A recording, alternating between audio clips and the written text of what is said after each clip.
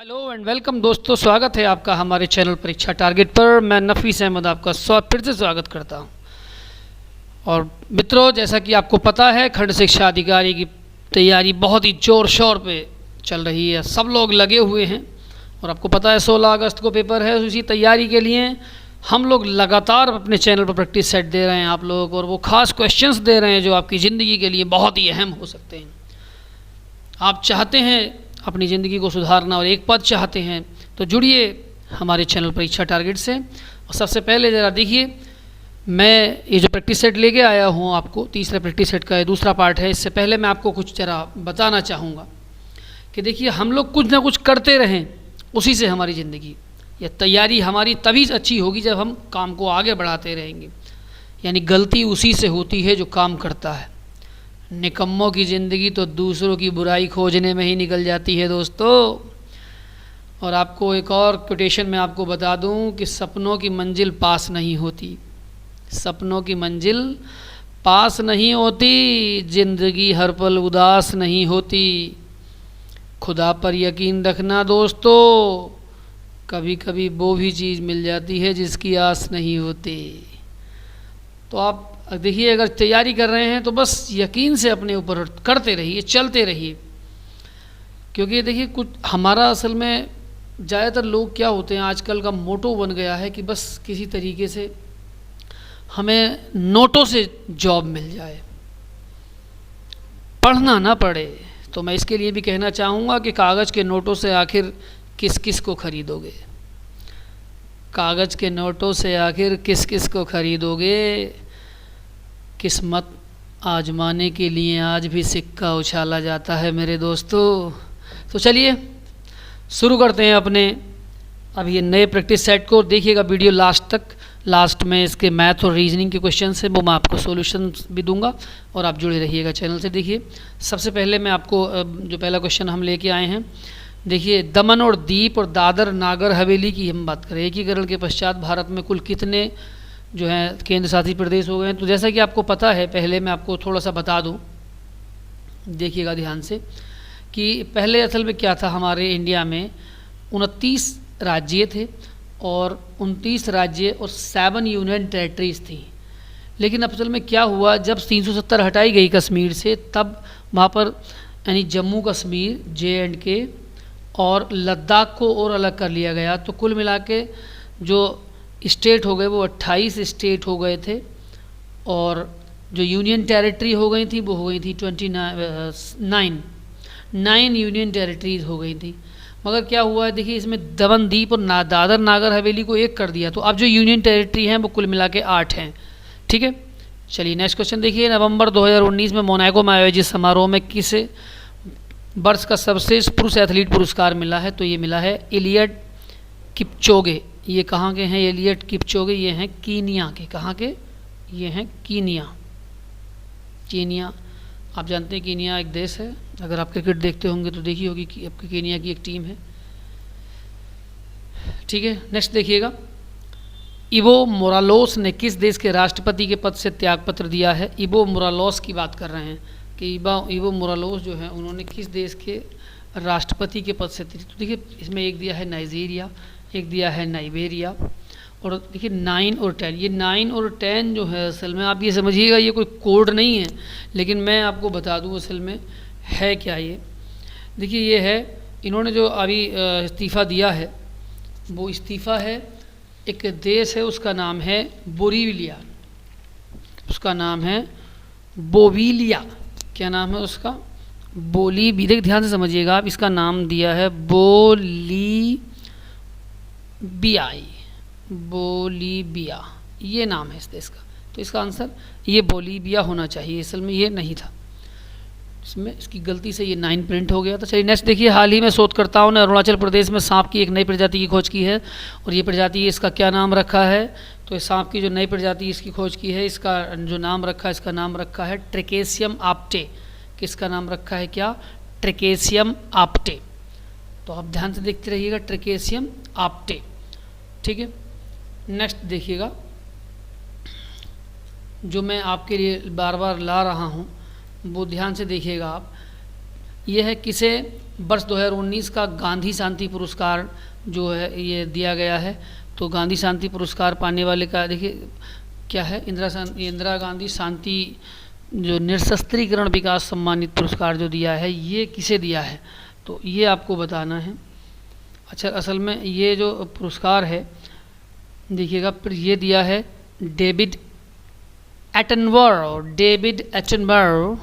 आप ध्यान से देखिए, ये हैं डेविड एटनबरो। और किसी भारतीय प्रौद्योगिकी संस्थान के शोधकर्ताओं ने दूध के परीक्षण हेतु पेपर आधारित सेंसर विकास किया है, वो है देखिएगा ध्यान से, ये है IIT गुवाहाटी। ये करंट के क्वेश्चन बहुत मोस्ट इंपॉर्टेंट क्वेश्चन हैं जो बार बार एग्जाम में आते हैं, तो आप ध्यान रखिएगा इन क्वेश्चंस का। कभी आप बाद में कहें कि सर हमें बताया नहीं था, हमें पता नहीं चल पाया, इसलिए मैं आपसे कह रहा हूँ कि आपको ये स्पेशल ध्यान रखना है। टेबल टेनिस प्रतियोगिता IITF चैलेंज इंडोनेशिया ओपन 2019, बस आपको क्या ध्यान रखना है, आपको जो ध्यान रखना है ये रखना है इंडोनेशिया ओपन 2019।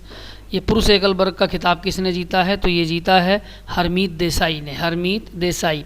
किस मंत्रालय ने भारतीय पोषण कृषि कोष का शुभारंभ किया है, तो ये किया है महिला बाल विकास मंत्रालय। महिला बाल विकास मंत्रालय। चलिए नेक्स्ट देखिएगा, यह है 29वां व्यास सम्मान किन्हें मिला है। 29वां व्यास सम्मान देखिए मोस्ट इम्पोर्टेंट, आप इस क्वेश्चन को जान लीजिएगा, ये वेरी वेरी इंपॉर्टेंट क्वेश्चन है, वेरी वेरी इंपॉर्टेंट क्वेश्चन। और आप लिख लीजिएगा, ये आने के बहुत चांसेस है, वेरी वेरी इंपॉर्टेंट क्वेश्चन है। तो ये किसको मिला है 29वां व्यास सम्मान, और ये 5 नवंबर 2019 को। असल में व्यास सम्मान जो दिया जाता है ये के बिरला फाउंडेशन है, के बिरला फाउंडेशन इनके द्वारा दिया जाता है, के बिरला फाउंडेशन इनके द्वारा दिया जाता है। और ये मिला है नासिरा शर्मा को।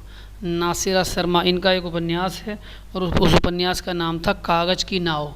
क्या नाम था उस उपन्यास का, नाम था कागज़ की नाव।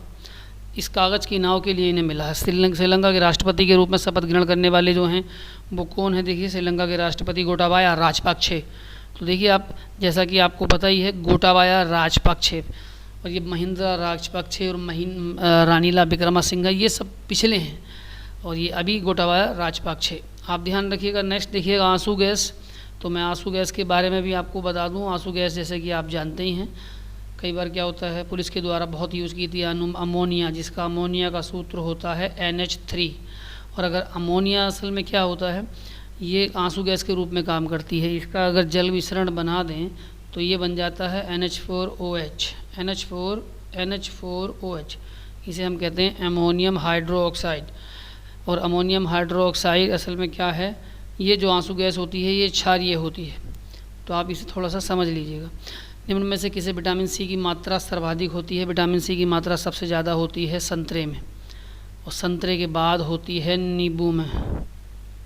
नींबू आता है दूसरे नंबर पर, पहले नंबर पर आता है संतरा, और नींबू के बाद आता है आंवला। आप ये तीनों ध्यान रखिएगा, पहले नंबर पर संतरा, नींबू, आंवला। चलिए नेक्स्ट देखिएगा क्वेश्चन नंबर 7।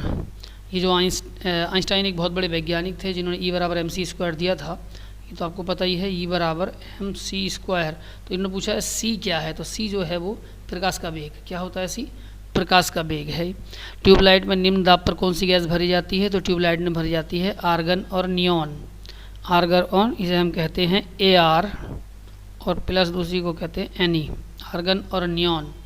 नेक्स्ट देखिएगा, निम्नलिखित में किसे इन्हें सुमेल करना है आपको, तो ध्यान से देखिएगा ये कौन कौन से सही सुमेलित करना है, कौन से गलत है। तो पहला आपने तो मोतियाबिंद थायराइड ग्रंथि में तो होता नहीं है, तो सबसे बड़ा कहाँ गलत यही है कि मोतियाबिंद असल में कहाँ लगेगा, तो ये तो गलत है। मोतियाबिंद होता है आँख में। कहाँ होता है? आँख की बीमारी है। पीलिया लीवर से संबंधित है। निमोनिया जो है वो आँख में नहीं, फेफड़ों में होता है, फेफड़े, ठीक है। और टाइफाइड कहाँ होता है? टाइफाइड होता है आंत में। और जल का pH मान पूछा है, जल का pH मान होता है 7। तो मैं आपको बता दूं, आप ध्यान रखिएगा 7, ये अगर आपको pH ध्यान रखने 7 से कम, तो ये 7 से कम और 7 से ज़्यादा। तो 7 से कम होते हैं उन्हें हम कहते हैं अम्लीय, और जो ज़्यादा होते हैं उन्हें हम कहते हैं क्षारीय। तो ये भी आप ध्यान रखिएगा। नेक्स्ट जल्दी चलते हैं हम लोग, बहुत जल्दी से 50 क्वेश्चन हैं। कार चलाते समय अपने पीछे के यातायात को देखने के लिए आप किस प्रकार के दर्पण का प्रयोग करते हैं? तो हम करते हैं उत्तल दर्पण का। किसका प्रयोग करते हैं? अब उत्तल दर्पण का। आप जानते हैं उत्तल दर्पण में कैसा प्रतिबिंब बनता है? उत्तल दर्पण में जो प्रतिबिंब होता है आभासी, सीधा और वस्तु से छोटा। कैसा बनता है? वस्तु से बहुत छोटा है।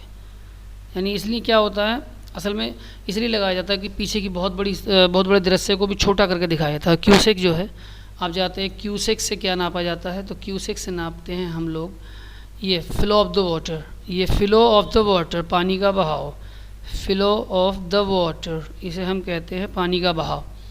तो ये नापा जाता है क्यूसेक से। नेक्स्ट देखिएगा, निम्न में आनुवंशिक क्या है? आनुवंशिक आप जानते हैं, अब नॉर्मल सा दिमाग लगा सकते हैं। आनुवंशिक ये पेजिस तो आनुवंशिक होगी नहीं। आनुवंशिक बीमारी होती है हीमोफीलिया। ठीक है, यदि पृथ्वी का द्रव्यमान वही रहे और त्रिज्या 1% कम हो जाए तो पृथ्वी तल पर जी के मान पर क्या प्रभाव पड़ेगा?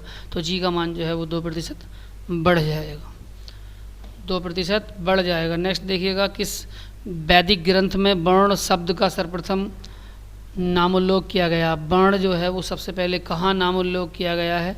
तो वो आपको देखना है। तो मैं आपको बता दूं, वर्ण जो है वो कहाँ आता है? ऋग्वेद में है। चलिए, निम्नलिखित में से ये बताना है सही कौन से हैं? सही युग्म, इस पर लिख दीजिए सही। सही युग्म पर विचार करना है। तो गरबा तो गुजरात का है, ये भी आपको यक्ष ज्ञान कर्नाटक का है।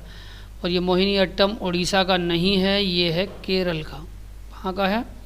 केरल। तो इसे में होगा आंसर, देखिएगा आप ध्यान से, आंसर है सी। क्या है आंसर? आंसर सी, ये पहला और तीसरा। ठीक है, चलिए नेक्स्ट देखिएगा, नागर, द्रविड़ और बेसर, ये नाम दिए हैं 3। तो पूछा है कि ये चीज़ें क्या हैं? नागर, द्रविड़, बेसर, ये चीज़ें क्या हैं? तो मेरे भाई ये नागर, द्रविड़, बेसर जो हैं ये एक मंदिर की शैलियाँ हैं। इसका आंसर होगा सी। और भगवान बुद्ध की प्रतिमा कभी कभी एक हस्त मुद्रा युक्त दिखाई देती है, जिसे ये भूमि स्पर्श मुद्रा कहा जाता है। ये किसका प्रतीक है? तो ये किसका प्रतीक है मैं आपको बता दूं, ध्यान रखिएगा। ये प्रतीक है असल में बुद्ध के अनुयायियों का स्मरण रखने वाला, ये मार्ग के प्रलोभन के बावजूद अपनी शुचिता और शुद्धता का साक्षी देने वाला का, ये है बी। चलिए नेक्स्ट देखिएगा, यानी पूर्व वैदिक आर्यों का धर्म प्रमुखता क्या था? ये प्रमुखता जो पूर्व वैदिक आर्य लोग थे उनका धर्म जो था वो क्या था, वो पूछना है। ये प्रमुखतया होगा, यहाँ बिंदी लगा लीजिएगा। तो इसे क्या था? अब ये देखिए, प्रकृति पूजा और यज्ञ, ये है प्रकृति पूजा और यज्ञ, ये ध्यान रखना। मूर्ति पूजा ये नहीं था। आगे निम्नलिखित में से कौन सी रबी की फसल नहीं है? तो नहीं है ये मक्का।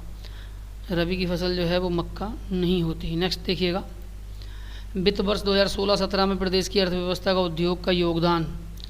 तो प्रदेश की अर्थव्यवस्था में उद्योग का योगदान पूछा है, और वो भी कब का पूछा है? 2016-17 का पूछा है।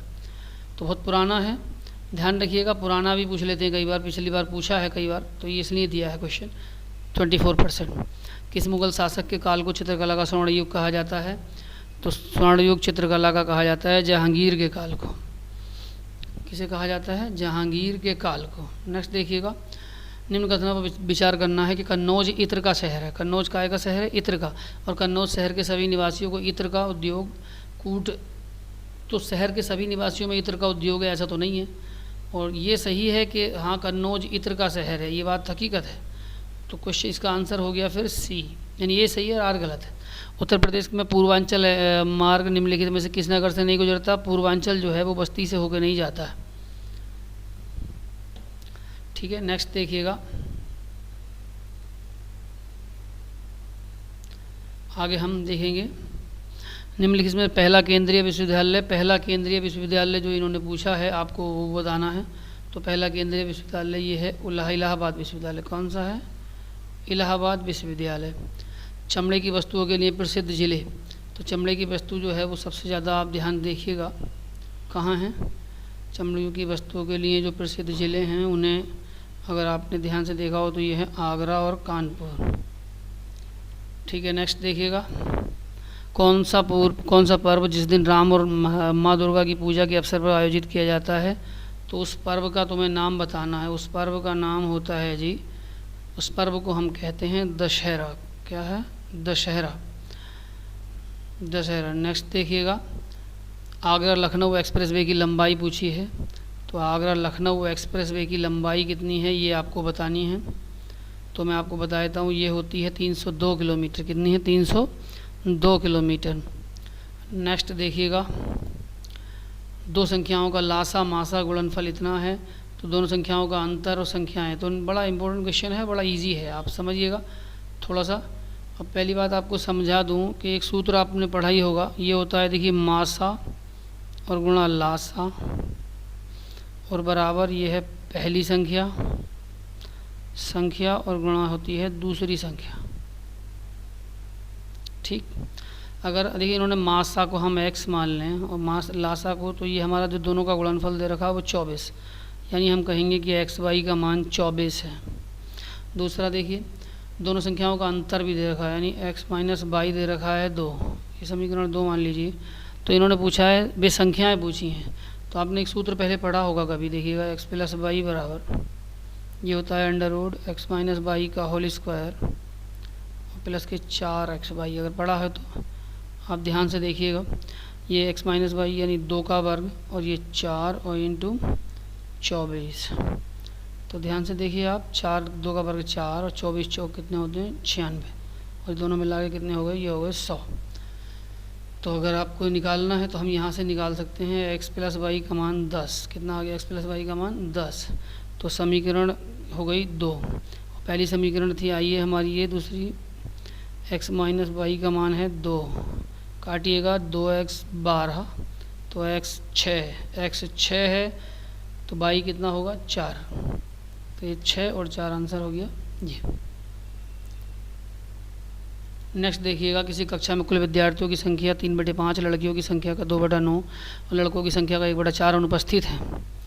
अब देखिए ये माना है हमने इसमें से, अब थोड़ा सा ध्यान रखिएगा, यानी कुल विद्यार्थी जो हैं मान लीजिए वो x हैं। कितने हैं?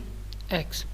कुल विद्यार्थी x हैं, तो कुल विद्यार्थियों की संख्या का 3/5 लड़कियां हैं, तो लड़कियां कितनी हो जाएंगी? 3x/5। ये लड़कियां हो गई, कितनी हो गई? लड़कियां। तो अब यहाँ आप आसानी से लड़के निकाल सकते हैं, x माइनस 3/5, 3x/5, तो 5 से काटिए ये हो जाएगा 2x/5। ये लड़के हो गए, तो लड़के कितने आ गए? 2x/5।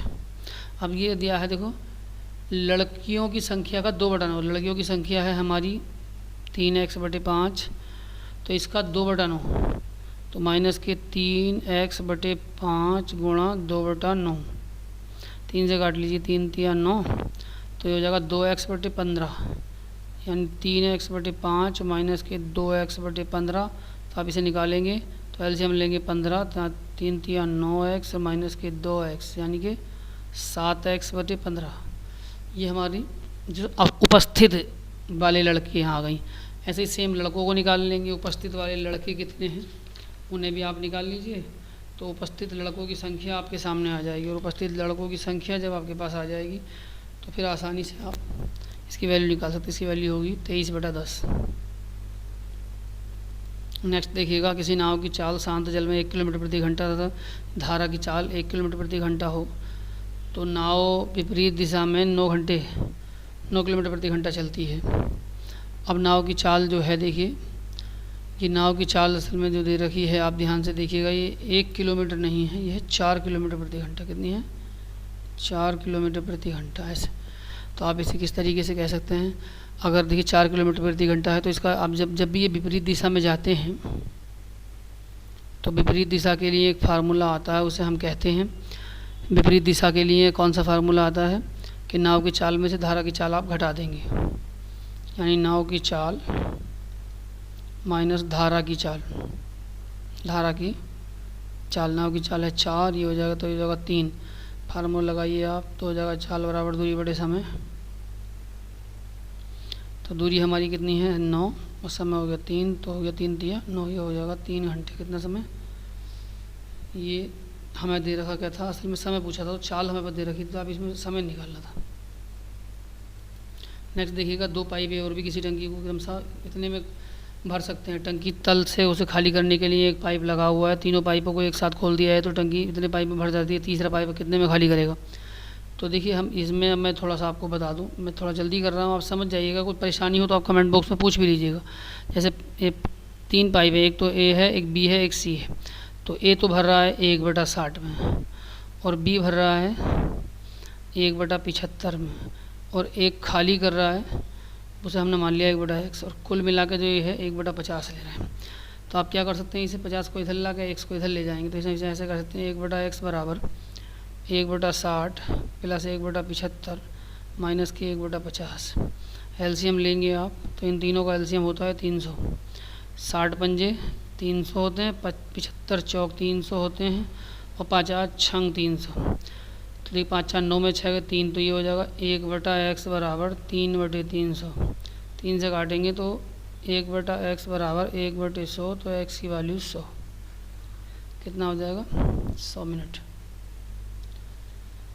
नेक्स्ट देखिएगा, विजय ने 500 रुपये का कर्ज लिया और उसे कुल 5408 रुपये लौटाने पड़े। चक्रवृद्धि ब्याज की दर पूछी है। थोड़ा इंपॉर्टेंट क्वेश्चन, हल्के हैं बिल्कुल, आपको समय भी नहीं लगता। कितना समय लगता है, जैसे फार्मूला आपने पढ़ा होगा ए बराबर पी और 1 + r/100 की घात n। तो ए क्या होता है, मिश्र धन होता है। 5408 रुपये में कोई चीज़ दी, 5000 में खरीदी, 1 + r/100 और 2 वर्ष के लिए। तो आप इसे देखिए 5408 को, इसे 5000 को इसके नीचे ले आएंगे, तो 1 + r/100 की घात 2।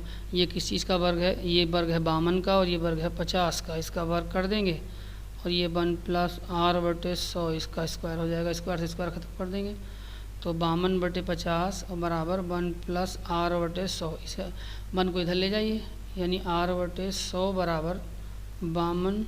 देखिएगा ध्यान से, r/100 बराबर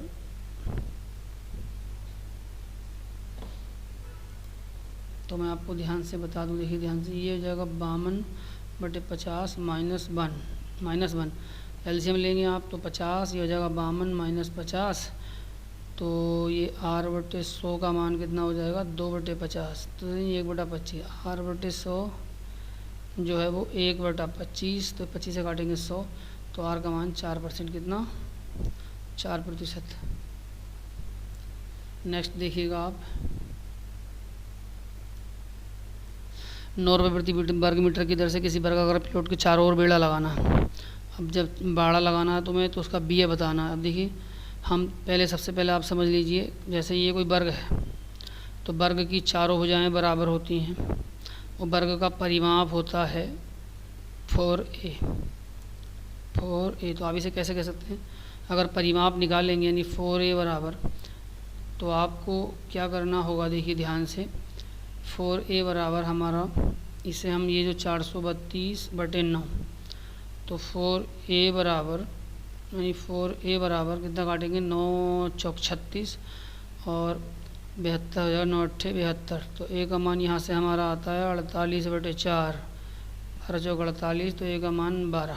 कितना आ गया, a का मान 12 आ गया। तो 20 रुपये। अब जो है, अब देखिए क्या कहना है, जब उसे वर्ग क्षेत्रफल में लगाओगे तो आपको इसका वर्ग निकालने के लिए क्या होता है, स्क्वायर कर देंगे। तो 12 का स्क्वायर होता है 144, और 20 से गुणा कर दीजिए, तो 144 और गुणा 20, तो आंसर बनता है 2880। ये नेक्स्ट देखिएगा,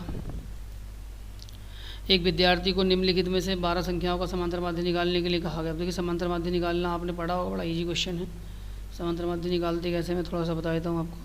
देखिए समांतर माध्य बराबर ये होता है पदों का योग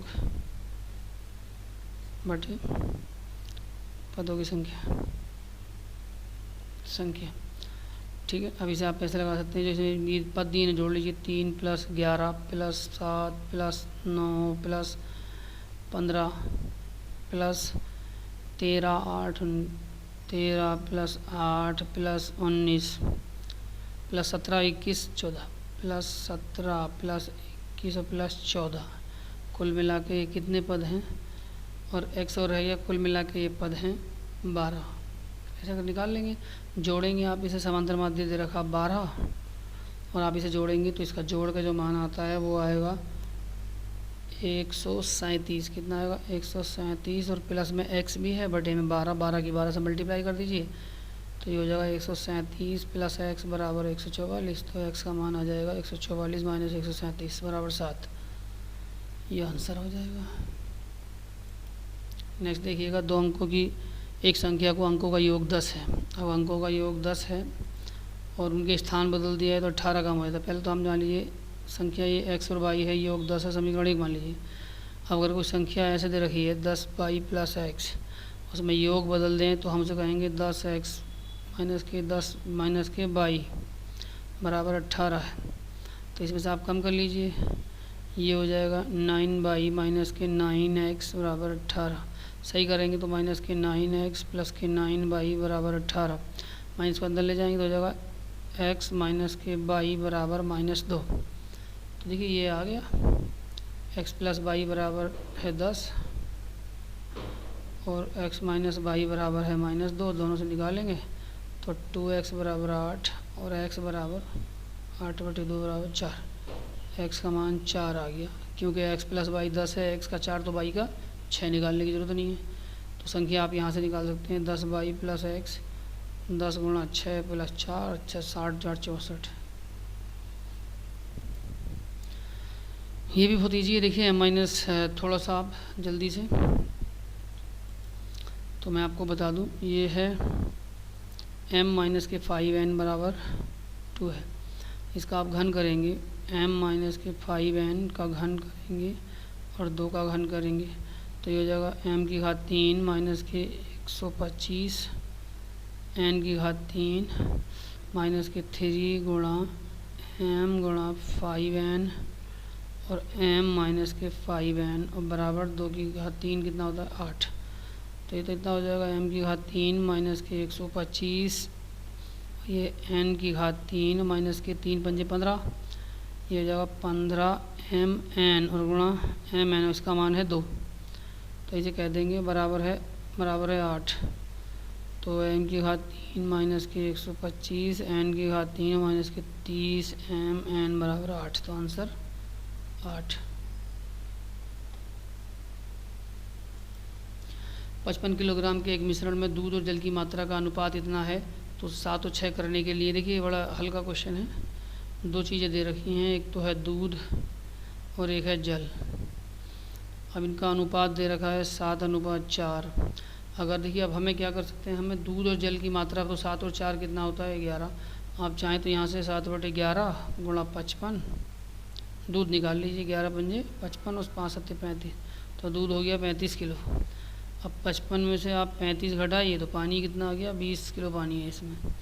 अब ये चाह रहे हैं कि इसे 7/6 करके पानी मिला दें, तो हम मिला लेंगे आराम से। देखिए 35 किलो दूध है, 20 किलो पानी था, उसमें x पानी और मिला दिया तो कुल मिला कर 7/6 के बराबर हो जाएगा।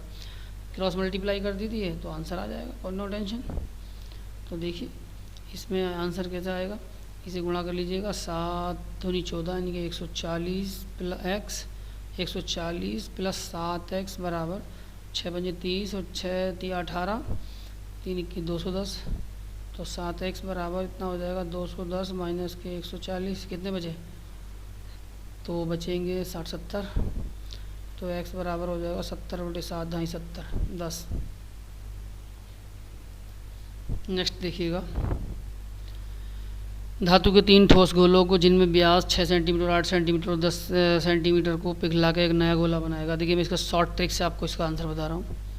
जब भी इस तरह का एक गोला 3 गोलों से मिला के एक गोला पूछे तो आपको क्या करना है, देखिए एक ये होता है 4/3 पाई r³ बराबर 4/3 पाई r1³ plus r2³ plus r3³ 4/3 ख़त्म, तो r³ इसमें घन करना होता है। अब देखिए ये व्यास हैं तीनों, तो इनके आधा करके त्रिज्या कर देंगे, तो 6 का आधा 3 का घन, 8 का आधा 4 का घन और 5 के आधे 10 का आधा 5 का घन। तो r का घन देखिए 3 का घन 27, 4 का घन 64, 5 का घन 125 और r का घन जोड़ेंगे आप इसे तो ये आपका बैठता है जी 216। तो अगर इसका घन निकालेंगे 216 का घन मूल निकालेंगे आप ऐसे, तो ये आता है 6। ये है, तो इसे व्यास पूछा है, क्या पूछा है, त्रिज्या निकालिए, तो व्यास निकालना है आपको, तो इसका दुगना कर दीजिए, 2 गुणा 6 बराबर 12। नेक्स्ट देखिएगा, अमित ने प्रॉपर्टी एजेंट से 1050 रुपये में प्रति वर्ग मीटर की दर से एक भूखंड खरीदा। अब भूखंड की लंबाई 30 मीटर थी तथा एजेंट कमीशन मूल्य को 2% लेना चाह रहा था।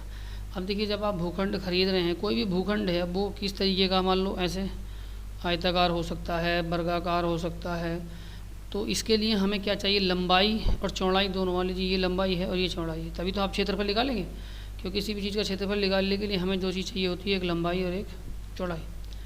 अब इसमें हमें क्या दे रखा, लंबाई दे रखी, चौड़ाई है नहीं, तो निकाले कहाँ से, इसका आंसर ये। नेक्स्ट देखिएगा, एक वृत्त 5 सेंटीमीटर त्रिज्या और वृत्त के केंद्र से वृत्त की जीवा पर लंबा दूरी पर 3 सेंटीमीटर का एक जो है वो लगाया गया है। तो जीवा की लंबाई पूछी है, तो बड़ा आसान क्वेश्चन है। एक वृत्त है, मान लीजिए ऐसे, वृत्त में एक जीवा है, ये जीवा है, ये वृत्त का केंद्र है, ठीक है। अब 5 सेंटीमीटर वृत्त की त्रिज्या, तो वृत्त की त्रिज्या मान लीजिए आपने यहाँ मिला ली, ये है 5 सेंटीमीटर, ठीक। और वृत्त के केंद्र से वृत्त की जीवा की लंबा दूरी 3 सेंटीमीटर, ये जो है ये जीवा की लंबा दूरी ये वाली 3 सेंटीमीटर है, ठीक। तो आपको ये बताना है, इसे मान लीजिए ABC ऐसे करके आप, तो आप निकाल लेंगे 5 का वर्ग 25, 3 का वर्ग 9, इसमें से घटाएंगे तो 9 में 25 घटा के 16, 16 का देखिए पाइथागोरस लगा के आप निकालेंगे तो 4 आ जाएगा। अब 4 आ जाएगा, जीवा की लंबाई पूछी है तो ये आधा है, तो ये भी 4, तो इसका आंसर कितना हो जाएगा, 8।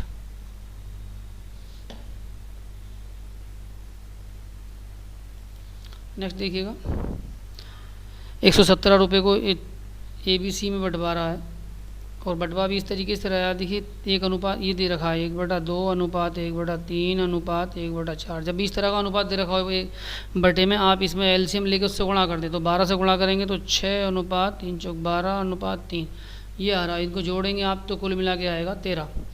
तो इसमें A का B का C का सबका भाग निकाल लेंगे। A का कितना निकलेगा, A का निकलेगा 6/13 गुणा 117, 13 नाम है 117 और 9 54 रुपये आते हैं।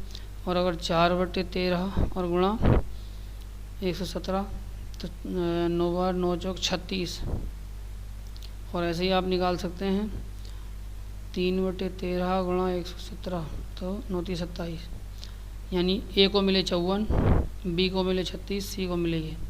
अब ये कह रहा है कि इस अनुपात में लाओ, 2:3:4 में, 2:3:4 में जोड़ेंगे तो 9। तो आप A का भाग कितना निकल आएगा इसमें, 2/9 गुणा 117, तो 13 बार कटेगा ये 26। सेम B का निकाल लेंगे आप, 3/9 गुणा 117 तो B का 27 और उसका हो जाएगा 36। तो सबसे ज़्यादा C का आ रहा है, तो C का आप निकाल लेंगे, C का भाग यानी कितना, तो आप देखिएगा 54, इसमें से 27 घटा लेंगे, तो घटाने के बाद आपको इसकी मात्रा पता लग जाएगी, आप निकाल सकते हैं इसमें से। यानी C का भाग जो है वो आराम से निकाल सकते हैं, कितना, 52 - 27। तो 52 किसका आया था पहले, C का, देखिए 52 आया था हमारा, कुल मिला के जो टोटल भाग था वो C का भाग 52 आएगा। कितना आएगा C का, 52, और 27 इसमें से घटा लीजिए जो एक आया था उसमें से पूरा, तो ये 52 - 27, तो कुल मिला के जो बचते हैं वो बचते हैं 25। कितना, 25 आंसर होगा ये।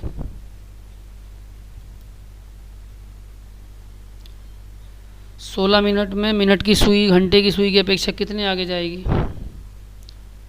तो आप ध्यान रखिएगा, कुछ खन्ना उन्ना है नहीं इसमें से, बड़े इजी क्वेश्चन रख दिए यार, पता नहीं बहुत इजी हैं देखिए, मगर आप देखिएगा इजी है नहीं। एक मान लीजिए ऐसे घड़ी है, तो ये ऐसे इसका सेंटर है, तो ये कह रहे हैं कि 16 मिनट हुए हैं, तो मान लीजिए यहाँ 12 हैं, यहाँ 3 हैं, यहाँ 6 और यहाँ 9, तो 16 मिनट हुए होंगे, तो 5 5 10 और 5 15, यहाँ होगी एक सुई और एक यहाँ होगी, यानी ऐसे होगा।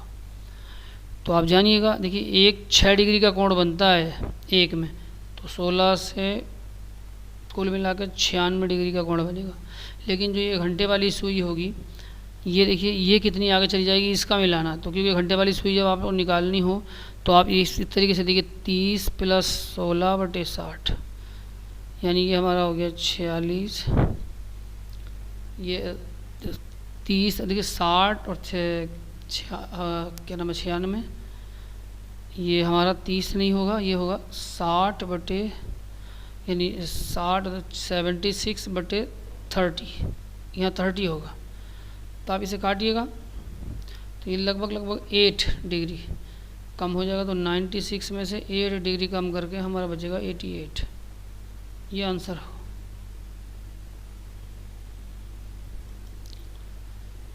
ये बड़ा इजी क्वेश्चन है, देखिए। यानी एन और डी, ये है एन डी ई ओ। इससे दो शब्द, क्या शब्द बन सकते हैं? तो एक तो बन सकता है नोड और एक बन सकता है डन, ये जानते हैं आप, यही बन सकते हैं। तो 2 हो जाएगा इसका आंसर, 2। कुल मिला के ये देखिएगा आप कि दिए गए सार्थक क्रम में लगाकर उपयुक्त विकल्प बताना है। तो उपयुक्त विकल्प तो बता ही देंगे, बताएंगे नहीं। सबसे पहले मैं आपको बता देता हूँ। देखिए बिंदु है, बिंदु को मिलाया तो बनी रेखा, रेखा को मिलाया तो बना कोण, और कोण को मिलाया तो बना त्रिभुज। यानी पहले आएगा 5 नंबर, तो 5 नंबर पहले एक भी है, तो आंसर यही होगा। फिर दूसरा, ये ध्यान से देखिएगा, रोशन जो है वो हार्दिक से लंबा है। रोशन, अब देखिएगा ये रोशन है, आर से हमने रोशन को लिख लिया, ये बड़ा है हार्दिक से, ठीक है। हार्दिक सुशील से छोटा है, यानी सुशील बड़ा है हार्दिक से। तो अब इसे आप ऐसे कह सकते हैं, आर बड़ा है एस से और एस बड़ा है एच से। अब निजा हैरी से लंबी है किंतु हार्दिक से छोटी है, तो हार्दिक से छोटी हो गई निजा और निजा से छोटा हो गया हैरी। तो पूछा है सबसे बड़ा, सबसे लंबा पूछे तो रोशन, सबसे छोटा पूछेगा तो हैरी। तो आंसर होगा डी, आंसर होगा डी। ये वो 50 क्वेश्चन थे जो देखिए मैंने आपके लिए लेके आया था। और आपको अगर बार बार क्या होता है, देखिए हम लोग बार बार परेशान रहते हैं, तो मैं आपको जब भी कोई परेशानी हो तो उसके लिए कह रहा हूँ कि जीवन में जब भी हम खराब दौर से गुजरते हैं तब मन में ये विचार ज़रूर आता है कि यार परमात्मा या अल्लाह मेरी परेशानी को क्यों नहीं देखता, मेरे दुख कम क्यों नहीं करता। पर याद जब परीक्षा चल रही होती है ना, तब शिक्षक की तरह मौन होता है। तो मैं तो हर बार यही कहूँगा कि कदम यूं ही डगमगा गए रास्तों में, और वैसे संभलना हम भी जानते थे। ठोकर भी लगी तो उस पत्थर से जिसे हम अपना मानते थे। यानी कदम यूं ही डगमगा गए रास्तों में, वैसे संभलना हम भी जानते थे, और ठोकर भी लगी तो उस पत्थर से जिसे हम अपना मानते थे। That's all. वीडियो देखते रहिएगा बार बार रिपीट करके। ठीक, थैंक यू।